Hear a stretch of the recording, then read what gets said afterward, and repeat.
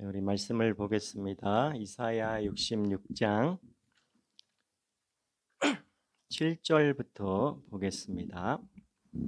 이사야 66장 7절부터 보려고 했는데 10절부터 봉독하겠습니다. 우리 한 목소리로 우리 힘차게 다 같이 합독하시겠습니다. 예루살렘을 사랑하는 자들이여 다 그 성읍과 함께 기뻐하라. 그 성읍을 위하여 슬퍼하는 자들이여 다 그 성의 기쁨으로 말미암아 그 성과 함께 기뻐하라. 너희가 젖을 빠는 것 같이 그 위로하는 품에서 만족하겠고 젖을 넉넉히 빤 것 같이 그 영광의 풍성함으로 말미암아 즐거워하리라. 여호와께서 이와 같이 말씀하시되 보라 내가 그에게 평강을 강같이 그에게 문 나라의 영광을 넘치는 시내같이 주리니 너희가 그 성읍에 젖을 빨 것이며 너희가 옆에 안기며 그 무릎에서 놓을 것이라. 어머니가 자식을 위로함같이 내가 너희를 위로할 것인즉 너희가 예루살렘에서 위로를 받으리니 너희가 이를 보고 마음이 기뻐서 너희 뼈가 연한 풀의 무성함 같으리라. 여호와의 손은 그의 종들에게 나타나겠고 그의 진노는 그의 원수에게 더하리라. 아멘. 해피 머더스데이입니다. 어머니는 위대합니다. 흔히 말하기를 군대 갈래, 아기를 낳을래 그런 남자들 다 군대 가겠다 하고요. 그래서 애 낳는 거 쉽지 않습니다. 그런 면에서 볼 때 정말 어머니들은 위대합니다. 육아가 엄청 힘들기 때문에 요즘 젊은 엄마들 사이에서는 막 불평하면서 독박 육아 한다고 막 불평하기도 합니다. 뭐 혼자서 막 육아를 다 책임져야 된다고 막 불평하는 거를 봤을 때 정말 육아는 쉬운 게 아닌 거구나 그렇게 생각을 하게 됩니다. 남자는 세상을 지배하고 여자는 그 남자를 지배한다는 그런 말이 있습니다. 맞습니까?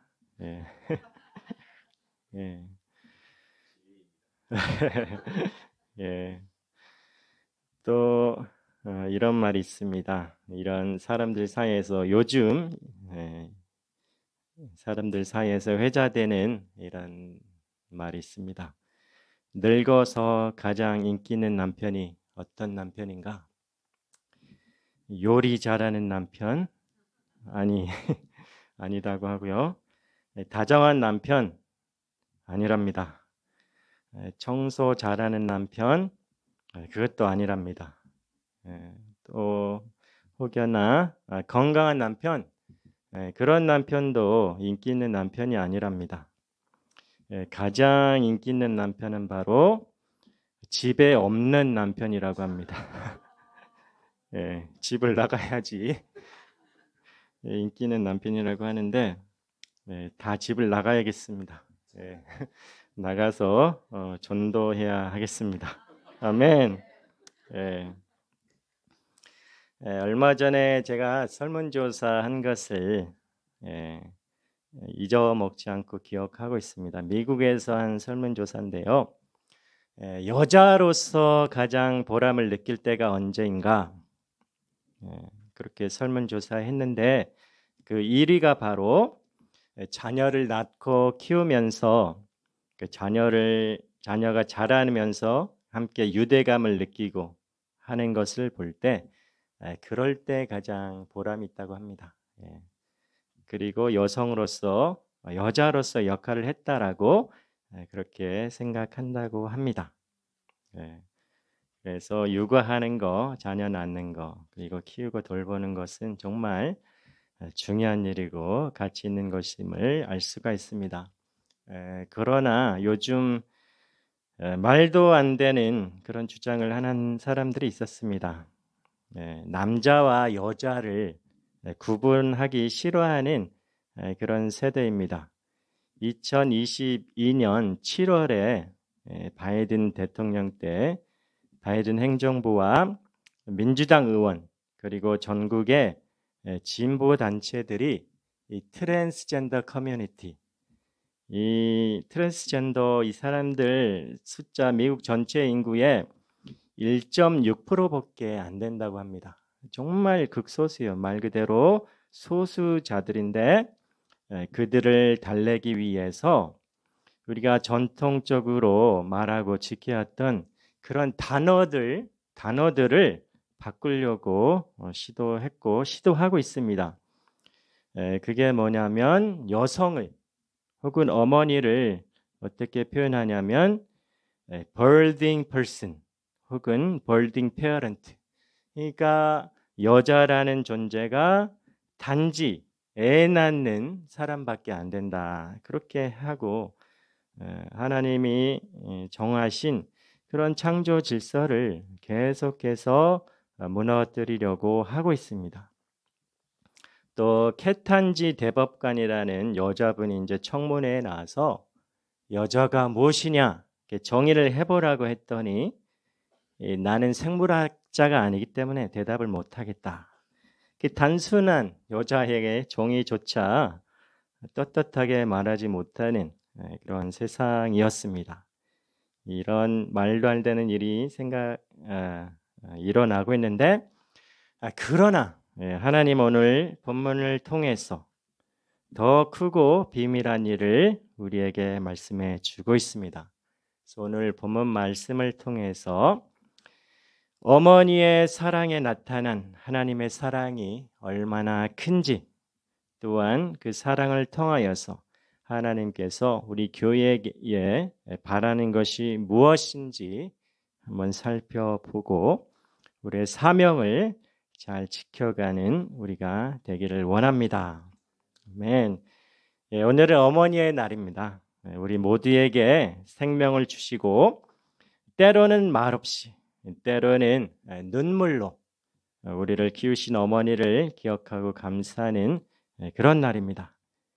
그러나 성경은 한 걸음 더 나아가서 어머니의 교회가 어머니의 역할을 해야 한다라고 말씀하고 있습니다. 어머니가 자녀를 출산하고 또 그 자녀를 양육하기 위해서 영양을 공급하고 또 가르치기도 하고 훈계도 하고 하는 것처럼 이 교회가 그런 역할을 해야 한다라고 말씀하고 있습니다. 교회는 하나님의 백성을 낳고 키우고 또한 위로하는 그런 공동체입니다. 이사야 66장에서는 예루살렘 시온이 고통 없이 민족을 낳는 어머니로 묘사되고 있습니다. 이것은 단지 이스라엘의 회복뿐 아니라 하나님의 백성을 낳는 교회의 사명을 보여주고 있습니다. 그래서 이사야 선지자는 시온을 어머니로 묘사하고 있고요. 그 놀라운 신비한 출산의 비유를 통해서 하나님의 구속 사역을 말씀해 주고 있습니다. 이상한 일이 있는데 요즘 시대에 이상한 일이 일어나고 있는데 그것보다 더 뛰어넘는 우리가 인간의 생각으로 상상할 수 없는 그런 일을 하나님이 말씀해 주고 있습니다. 그래서 7절부터 보겠습니다. 7절을 보시면 시온은 진통을 하기 전에 해산하며 고통을 당하기 전에 나마를 낳았으니 출산하기 전에 당연히 해산의 고통 그거를 해야 되죠. 그런데 하나님께서는 인간의 생각과는 다르게 진통하기 전에 해산한다라고 말씀하고 있고요. 고통 당하기 전에 나마를 낳을 것이다 라고 말씀하고 있습니다.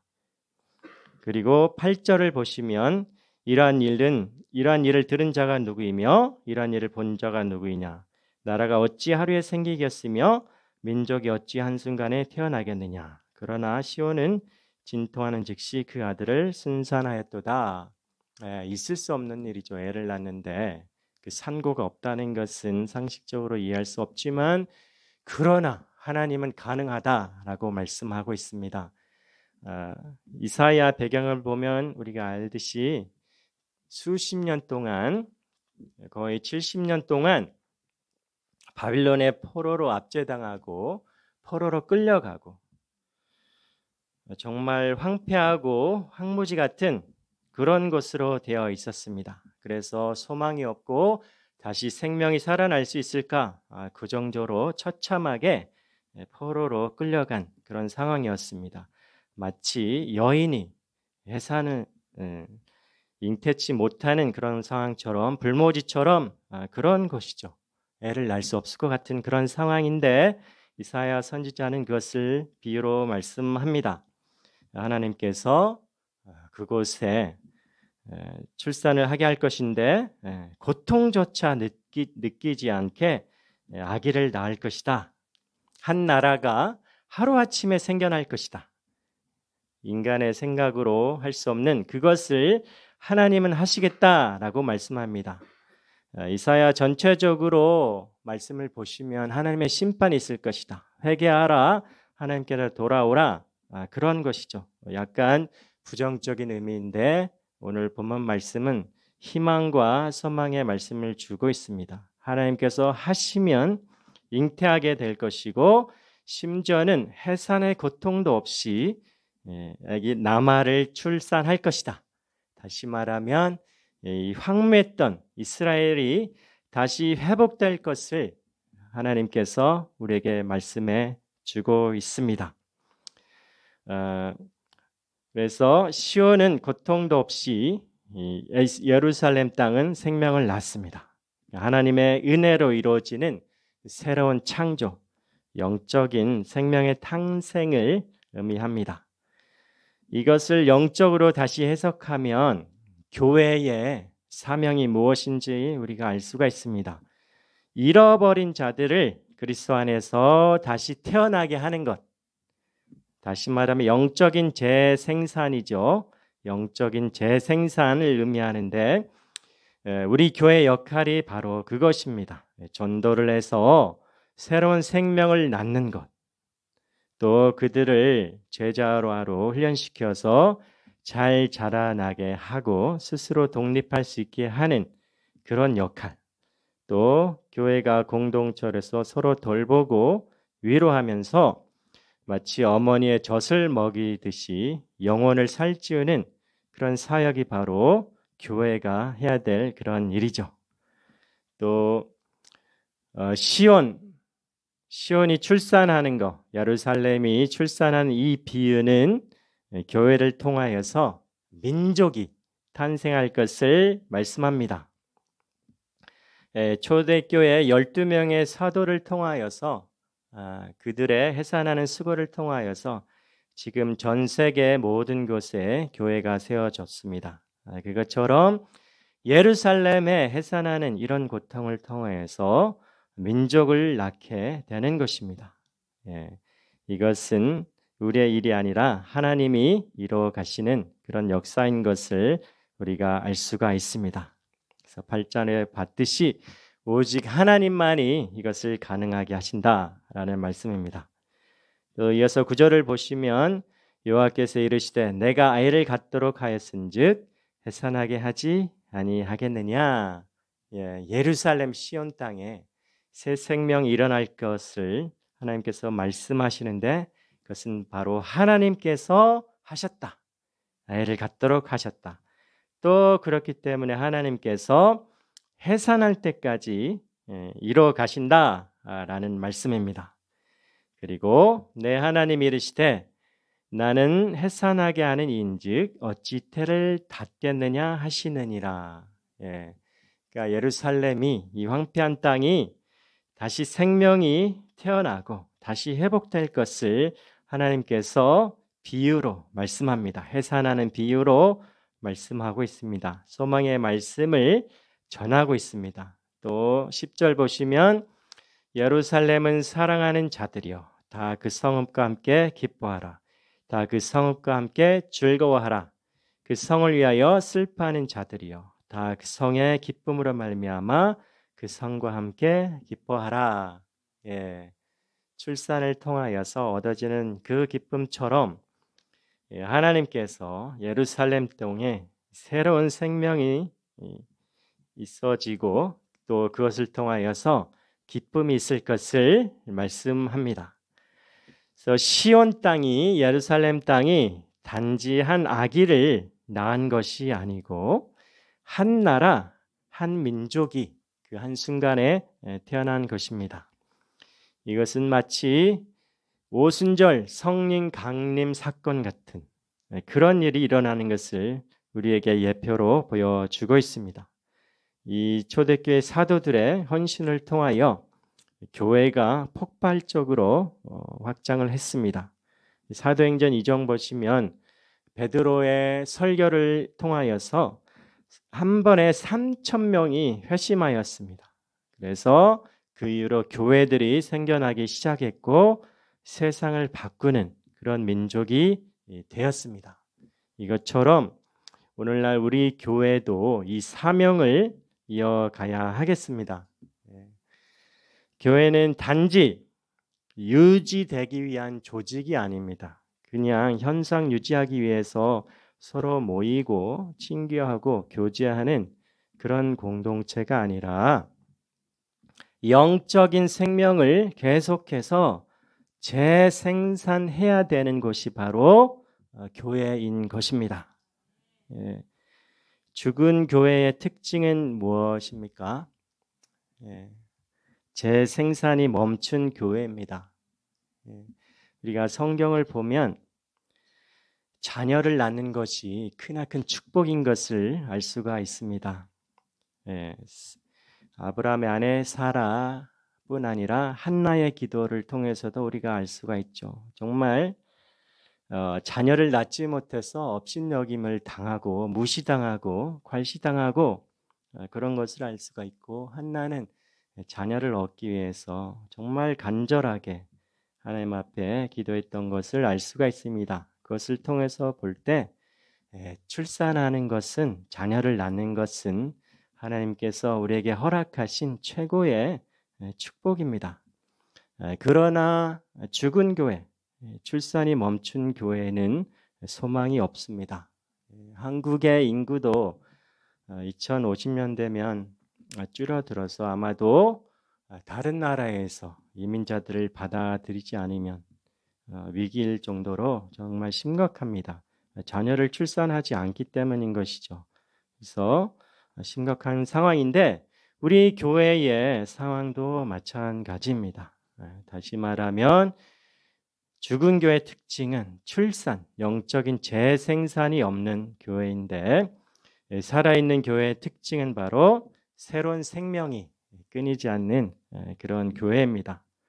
그래서 이 영적인 재생산에 우리가 힘을 쏟고 에너지를 모으는 우리가 되기를 소망합니다. 또 교회의 사명은 위로하고 기르고 자라게 하는 것입니다. 11절부터 또 13절까지 보시면 자녀에게 젖을 먹이는 것, 양육하는 것이죠. 11절 보시면 너희가 젖을 빠는 것 같이 그 위로하는 품에서 만족하겠고, 젖을 넉넉히 빤 것 같이 그 영광의 풍성함으로 말미암아 즐거워하리라. 애들이 하는 것이 무엇입니까? 배고프다고 울고, 또 젖을 주면 만족해서 푹 자고, 그런 것이죠. 그런 이미지처럼 그 아이가 젖을 빠는 것 같이 그 위로하는 품에서, 어머니 품에서 만족하죠. 그 유일한 아주 큰 만족, 젖을 넉넉히 먹고 나서 정말 고요하게 평화롭게 잠든 그런 어린아이의 이미지를 이사야 선지자는 말씀하고 있습니다. 그래서 배부르게 먹고 즐거워하리라 이렇게 말씀하고 있고요. 또 12절 보시면 여호와께서 이와 같이 말씀하시되 보라 내가 그에게 평강을 강같이, 내게 강같은 평화, 이렇게 찬양하는데 평화가 강같이 넘칠 것이다. 그에게 문 나라에 영광을 넘치는 신의 같이 주리니 너희가 그 성읍에 젖을 빨 것이며 너희가 옆에 안기며 그 무릎에서 널 것이라. 어린아이가 어머니 품에서 포근하게 잠드는 그런 평화로운 모습을 이스라엘이 다시 한번 그 황폐한 땅에 다시 생명이 있게 되고 그 생명이 온 세계 열방에 퍼져갈 것을 하나님께서 말씀합니다. 그 언약이 이루어졌을 때는 기쁨이 평화가 강같이 시내같이 넘칠 것을 우리에게 말씀해 주고 있습니다.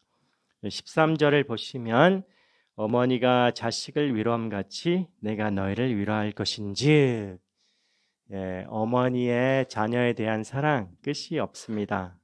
때로는 실수하기도 하고 반항하기도 하고 심지어 어머니를 무시하기도 하고 그러나 어머니는 오래 참고 기다리고 사랑으로 품고 기다려 주시는 그런 어머니 그런 모습을 우리에게 연상을 시켜줍니다. 어머니가 자식을 위로함 같이 너희를 위로할 것인즉 어머니의 사랑을 통하여서 하나님이 우리를 향한 사랑이 얼마나 위대한 것인지 우리가 간접적으로 경험할 수가 있습니다. 하나님께서 어머니가 자식을 위로함 같이 우리를 위로할 것이고 예루살렘에서 위로를 받을 것이다. 예루살렘 상황 어떻습니까? 다 포로로 끌려갔죠. 노예로 종살이하고 자유가 없죠. 노예들은 그런 삶을 살아가고 있는 그런 예루살렘에서 하나님께서 다시 회복을 말씀합니다. 그곳에서 위로를 받게 될 것이다 라고 말씀합니다. 그래서 이 말씀을 통해서 우리가 또 살펴볼 수가 있는 것은 영적인 출산, 전도하는 것이죠. 그것이 전부가 아니고 영적으로 태어난 그런 사람들을, 그런 영혼들을 먹이고 돌봐야 한다는 것을 말씀해 주고 있습니다. 어머니가 젖을 먹이듯이 교회가 전도를 통하여서 얻은 사람들에게 젖을 먹이고 잘 자라날 수 있도록 영양을 공급하고 또한 한 가지 더 사랑의 품으로 안고 위로해 가는 것이죠. 세상의 죄로 상한 심령 그런 상처들을 위로하는 것이고 또한 기도로 뼈와 살을 만들어가는 것이고 스스로 독립할 수 있도록 세워가는 것이 바로 교회의 역할인 것입니다. 바로 그러할 때 하나님께서 내가 너희를 위로하겠다라고 말씀하십니다. 교회가 자녀를 낳고 자녀를 사랑할 때 하나님은 그 교회를 위로하신다라고 말씀합니다. 자녀를 키우면서 가졌던 여러 가지 감정들, 기쁠 때도 있었고 또는 힘들고 또 외로울 때도 있었고 특히나 이민의 삶에서 일하면서 자녀를 양육해야 되는 그런 상황 속에서 힘들지만 하나님께서 우리에게 주는 소망은 내가 너희를 위로하겠다. 어머니가 자녀를 위로하듯이 너를 위로하겠다라고 말씀합니다. 그래서 이 말씀을 통하여서 어머니들 위로를 받으시기 바랍니다. 아멘. 위로의 열매는 바로 기쁨과 생명력입니다. 14절 마지막으로 보겠습니다. 너희가 이를 보고 마음이 기뻐서 너희 뼈가 연한 풀의 무성함 같으리라. 여호와의 손은 그의 종들에게 나타나겠고 그의 진노는 그의 원수에게 더하리라. 어머니가 자녀를 위로하는 그런 상황을 보고 하나님께서 위로하실 이것을 보고 마음이 기뻐서 너희 뼈가 연한 풀의 무성함 같으리라. 풀은 생명력을 상징하죠. 풀이 자라나서 무성하게 되는 것처럼 황폐한 예루살렘 땅이 정말 열매가 맺히고 아름답게 살아날 것을 말씀합니다. 하나님이 축복하시는 이런 백성들에게는 이런 기쁨이 넘칠 것이지만 반대로 예루살렘, 이스라엘 압제하고 괴롭혔던 사람들에게는 여호와의 손은 그의 종들에게 나타내겠고 그의 진노는 그 원수에게 더하리라. 하나님의 손, 하나님의 도움을 의미하죠. 하나님께서 하나님 의지하는 종들에게는 하나님의 도움을 주시겠지만 반면에 진노는 그 원수에게 더하리라. 이스라엘 압제하고 괴롭혔던 노예로 잡아가서 고역을 하게 만드는 그런 사람들, 그런 원수들에게는 하나님의 진노가 임할 것이다 라고 말씀합니다. 앞서서 말씀드렸듯이 하나님의 창조 질서를 왜곡하고 우리가 늘 써왔던 여자와 남자 그 정의를 분명히 하고 또 여자의 정의가 무엇인가 우리가 말하지만 그것조차 바르게 말하지 못하게 하는, 심지어는 법적으로 그 단어를 바꿔서 우리를 혼란스럽게 하는 그런 원수 세력들을 하나님께서 진노로 물리쳐 주실 것입니다. 그러나 하나님의 창조 질서를 따르고 그분의 명령, 생육하고 번성하라, 땅끝까지 이르러 내 증인이 되라, 그 말씀을 순종하는 우리 교회들에게는 하나님께서 무한한 기쁨으로 우리에게 허락하실 것입니다. 그래서 말씀을 마치겠습니다. 교회는 영혼을 낳아야겠습니다. 그리고 그 영혼들을 위로하고 그 영혼들을 양육해야 하겠습니다. 저도 선교단체 간사 생활을 10년 넘게 하면서 이제 훈련 받을 때는 막 전도를 의무적으로 한 100명씩 막 이렇게 해야 돼요. 그러나 이제 그 이후에 사역을 하다 보면 가끔 매너리즘에 빠지게 되고 내가 왠지 해야 될 일을 못하고 과연 자리만 차지하고 있는 것이 아닌가, 그런 자괴감이 들 때가 있었습니다. 그러나 말씀에 순종하고 교회가 복음을 전하고 제자를 세우고 또 그들을 세워서 또 파송하고 그런 일을 하게 될 때 하나님께서 기쁨을 회복해 주실 것입니다. 그래서 잃은 자를 찾아가는 교회, 또한 새신자를 양육하는 교회, 또 상한 자를 위로하는 교회, 그런 교회로 우리가 잘 세워져야 하겠습니다. 교회는 단지 유지되는 공동체가 아니고 생육하고 번성하라, 하나님께서 말씀하신 것처럼, 명령하신 것처럼 번식하고 확장되어야 하는 그런 공동체입니다. 영적으로 자녀를 낳는 교회가 정말 살아있는 교회입니다. 이 어머니의 사랑처럼, 어머니의 역할처럼 우리 교회가 영적인 출산과 양육을 이어가고 또한 사랑으로, 인내로, 또한 기도로 한 영혼을 낳고 자녀를 성숙하게 믿지 않는 영혼들을 세워가는 믿음의 사람들이 되시기를 예수 그리스도의 이름으로 축원합니다. 아멘. 함께 기도하겠습니다.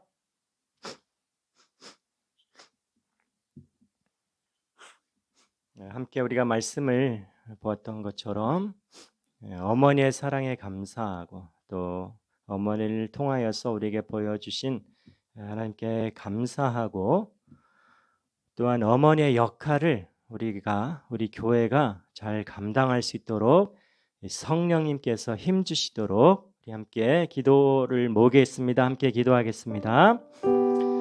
하나님 감사합니다. 우리를 품으시고 또 출산하게 하시고 또한 수행을 입게 하시고 성숙한 그리스도인으로 세워지게 하심을 감사합니다. 그러나 우리가 계속 이어가지 못하는 영적인 부담감이 있습니다. 생육하고 번성하고 또 땅끝까지 이르러 복음을 선포해야 되는데 우리 교회가 그 역할을 잘 감당하지 못해서 때로는 자괴감이 들고 때로는 두려움이 드는데, 그러나 우리 상상할 수 없는 일을 하시는 하나님, 하루아침에 출산을 통하여 예루살렘을 회복시키고 나라를 이루시는 전능하신 하나님, 능력의 하나님께서 도우셔서 시카고 지역에 일리노이와 미국과 온 세계 열방에 영적인 자녀를 출산하는 해산의 수고를 감당하는 우리 모두가 되게 하여 주시옵소서.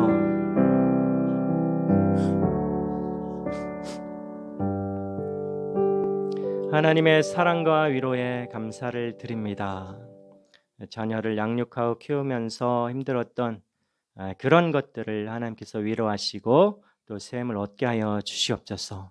무엇보다도 우리 교회가 영적인 재생산에 힘을 내게 하시고 성령의 능력으로 잘 감당할 수 있게 하여 주시옵소서. 단순히 유지하는 공동체가 아니라 날로 영적으로 재생산하는 능력 있는 살아있는 교회가 되게 하여 주시옵소서. 예수님의 이름으로 기도합니다. 아멘.